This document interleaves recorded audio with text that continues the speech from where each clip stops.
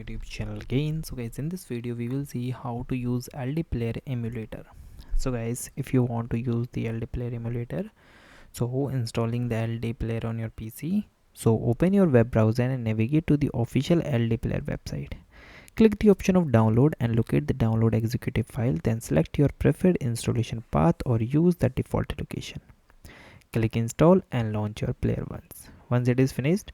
So it is a application that helps you to run the Android applications free on your computer.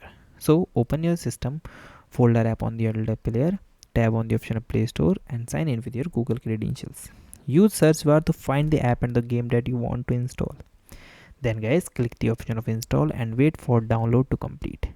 Alternatively, drag and drop the APK file from your PC directly onto the emulator window and confirm the installation prompts for the APK file.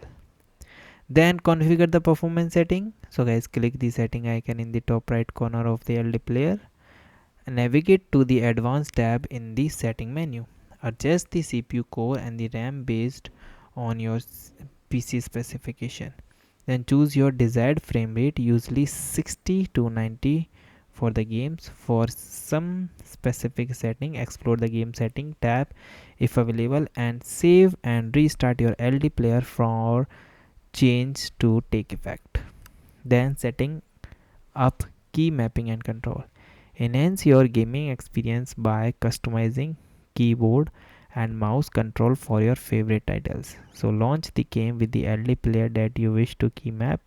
Click the keyboard mapping icon on the right sidebar and drag and drop the control and click the on each placed icon and assign the desired keyboard key or mouse action.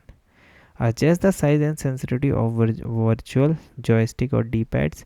Use the macro features to record the complex sequence of the action and click the option of save at the bottom.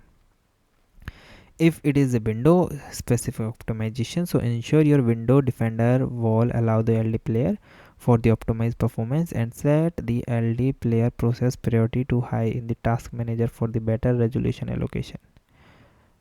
Perform regular disk cleanup and defragmentation and update your NVIDIA and AMD and Intel graphic card to the latest version. So guys, thank you and have a nice day.